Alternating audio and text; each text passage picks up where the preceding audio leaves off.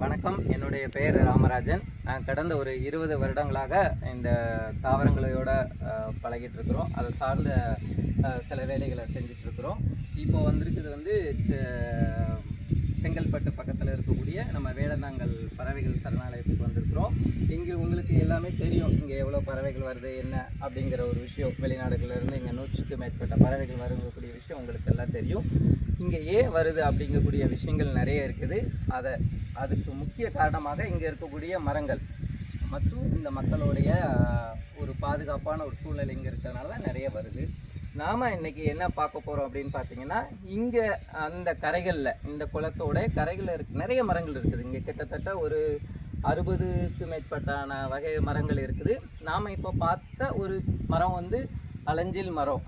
ஏன் இந்த மரத்தை பற்றி சொல்லணும் அப்படின்னு நான் நினைக்கிறேன் அப்படின்னா, நான் கிட்டத்தட்ட இந்தியா முழுக்க நான் பயணம் மேற்கொண்டிருக்கிறேன். நீங்கள் பார்த்தீங்கன்னா ஒரு சில முக்கியமான இடங்களில், விரல் விட்டு எண்ணக்கூடிய இடங்களில் மட்டும்தான் இந்த மரம் வந்து அதோடைய சைஸ். இங்கே பார்த்தீங்கன்னா இந்த மரத்தோட சைஸ் வந்து ரொம்ப சின்னதாக இருக்கும். ஒரு 20 சென்டிமீட்டர்லேருந்து ஒரு 40 சென்டிமீட்டர் அளவு தான் நம்ம பரவலாக காடுகளை தவிர்த்து மற்ற நம்ம மனிதர்கள் வாழக்கூடிய இடங்களில் நம்ம பார்க்க முடியும். சில இடங்களில் மட்டும்தான் நாங்கள் பார்த்துருக்குறோம் இவ்வளோ பெரிய சைஸ். இங்கே பாருங்கள், கிட்டத்தட்ட ஒரு 80 சென்டிமீட்டர்லேருந்து என்ன இருக்குன்னு பார்த்தீங்கன்னா ஒரு 150 சென்டிமீட்டர் அந்த கட் சைஸ். நம்ம பாருங்கள், நான் கெட்டி பிடிக்கிற அளவுக்கு எவ்வளோ பெரிய சைஸ் இருக்குது. இது வந்து ரொம்ப ரொம்ப முக்கியமான விஷயம். ஏன்னா இந்த மரத்தை ஏன் நான் இன்றைக்கி பேசணும்னு சொன்னேன்னா, இதோடைய அளவை பார்த்துட்டு மற்றும் இந்த ஹைட்டு பாருங்கள், கிட்டத்தட்ட ஒரு 20 அடி. சில மரங்கள் 15 அடியில் ஆரம்பிச்சு, கிட்டத்தட்ட இங்கே ஆரம்பிக்கிறதே 15 அடியில் ஆரம்பிக்குது. 25 அடி வரைக்கும், 20லேருந்து 25 அடி உயரம் வரைக்கும் இருக்குது. அதை விட முக்கியமான என்ன விஷயம்னா இதோடைய கர்த்து சைஸ் தான். ஏன்னா இங்கே நம்ம ஒரு பாதுகாப்பான சூழ்நிலை இருக்கிறதுனால நம்மளுடைய தமிழ்நாடு வனத்துறை வந்து இங்கே வந்து ரொம்ப கண்காணிப்போட ஒரு கவனமாக செயல்பட்டு இதை பாதுகாக்கிறதுனால மட்டும்தான் இந்த மாதிரி ஒரு அளவு மரங்களை நம்மளால் காண முடியுது. அதனால் எனக்கு இந்த மரத்தை பற்றி உங்களுக்கு நான் சொல்லணும்னு ஒரு விருப்பப்பட்டேன். இதோட தாவர நேம் வந்து என்ன அப்படின்னு சொல்கிறாங்கன்னா, அலஞ்சியம் சால்விஃபோலியம் அப்படின்னு சொல்கிறாங்க. அலஞ்சியம் சால்விஃபோலியம், இதை தமிழில் வந்து அலஞ்சில் அப்படின்னு சொல்கிறாங்க. இதுக்கு ஒரு முக்கியமான ஒரு தமிழ் மரபில் ஒரு தொன்மம் தொட்டு ஒரு சில காரணங்கள் இருக்குது. என்ன அப்படின்னா, இந்த மரத்தோடைய விதைகள் வந்து என்ன அப்படி நம்புகிறாங்கன்னா, பழைய காலங்களில் இந்த விதைகள் வந்து அப்படியே என்ன பண்ணும் அப்படின்னா, மற்ற மரங்கள்லாம் கீழே விழுந்து போயிடும். இந்த மரத்தில் மட்டும் விதைகள் விழுந்து சில விதைகள் நகர்ந்து வந்து இந்த மரத்து மேலே ஏறிடுது. நீங்கள் பார்த்தீங்க அப்படின்னா, இங்கே காமிக்கிறவங்களுக்கு ஒரு எக்ஸாம்பிள் இங்கே வாங்க, இங்கே பாருங்கள், இந்த மாதிரி இதோட ஒட்டிக்கிட்டு இருக்கும். இங்கே இந்த மாதிரி ஒரு இதை பார்க்கலாம், நம்மளால் பார்க்க முடியுது உங்களுக்கு. இந்த மரத்தோட பார்த்தீங்கன்னா, அந்த மரத்தோட அந்த விதை வந்து ஒட்டிகிட்டு இருக்கிறதா ஒரு மரபு இருக்குது.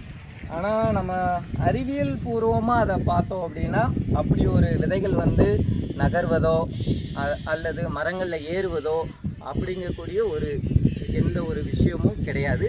இது வந்து ஒரு ஆன்மீக ரீதியாகவும் ஒரு ஆழ்ந்த பழங்காலத்து ஒரு நம்பிக்கையாக இருக்குது.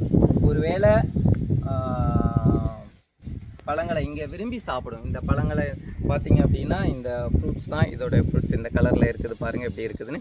இந்த பழம் வந்து நல்ல ஒரு ஃப்ளஷியாக இருக்கும்.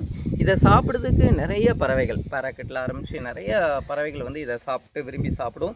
இதை வந்து நம்ம ஜூன் ஜூலை அந்த காலகட்டங்களில் வந்துடும். மேலே ஆரம்பிச்சிடும்.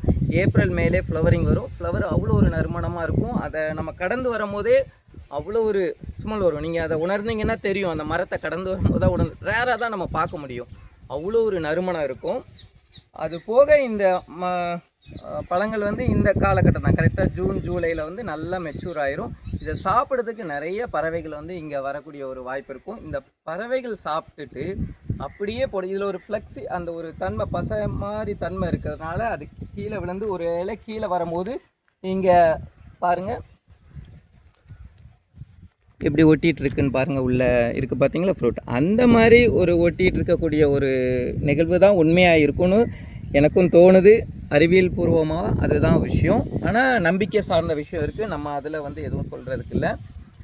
மேலும் என்னுடைய ஒரு விஷயம் அப்சர்வேஷன் பார்த்தோம் அப்படின்னா, ஒரு சூழ்நிலையில் விஷயமாக இந்த மரம் வந்து நம்ம ரொம்ப பாதுகாக்க வேண்டியது. ஏன்னா இது வந்து மருத்துவ குணங்களில் நமக்கு சொல்லியிருக்கிறாங்க.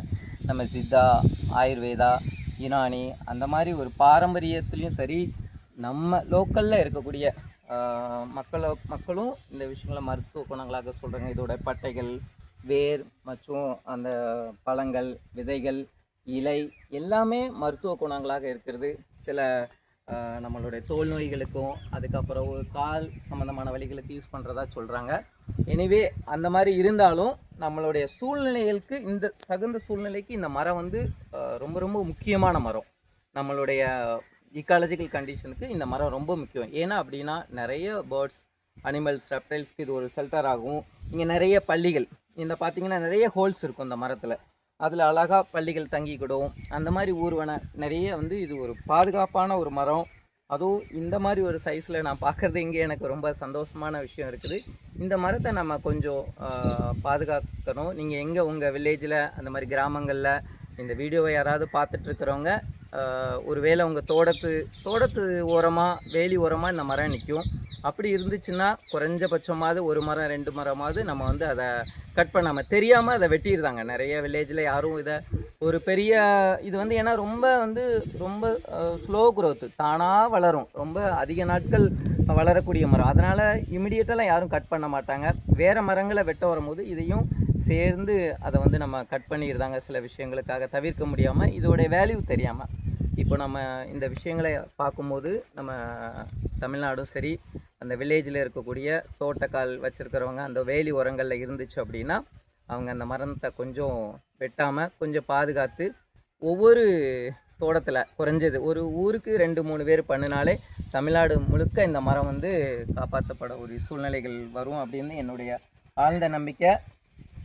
தனி மனிதனால் எந்த ஒரு விஷயங்களையும் நம்மளால் பண்ண முடியாது. ஒரு குழுவாக சேர்ந்து, அதுவும் இது வந்து நம்மளுக்கு ரொம்ப முக்கியமான மரம். ஏன்னா நமக்கும் மருத்துவ வேல்யூவை தருது. அதுபோல் இங்கே இருக்கக்கூடிய உயிரினங்கள், பறவைகளாக இருக்கட்டும், ஊர்வனாக இருக்கட்டும், எல்லாத்துக்குமே இது ஒரு பெரிய விஷயமாக நமக்கு பயன் தருது. அதனால் இந்த மரத்தை பாதுகாக்கணும். எல்லோரும் சேர்ந்து கவர்மெண்ட்டால் மட்டும் முடியாது. ஃபாரஸ்ட்டில் இருக்கிறது அது அப்படியே மெயின்டைன் ஆகும். நம்ம ஊர்களில் வில்லேஜில் குளங்கள், கரை, அதுக்கப்புறம் நம்ம தோட்டத்தில் இருந்துச்சு அப்படின்னா அதை நம்ம வில்லேஜில் சொல்லி குழந்தைகள்கிட்டையும் சொல்லி இந்த மரங்களை நம்ம பாதுகாக்கணும். அதோடைய இம்பார்ட்டன்ட், அதோடைய வேல்யூ, அதோடைய முக்கியத்துவத்தை வந்து நம்ம வந்து மக்களோட எடுத்துகிட்டு போகணுங்கிறது தான் என்னுடைய ஆசை. இவ்வளோ நேரம் என்னுடைய உரையை கேட்டதுக்கு எல்லோருக்கும் மிக்க நன்றி. வணக்கம். மீண்டும் சந்திப்போம் அடுத்த ஒரு மரத்தின் தகவலோடு. நன்றி.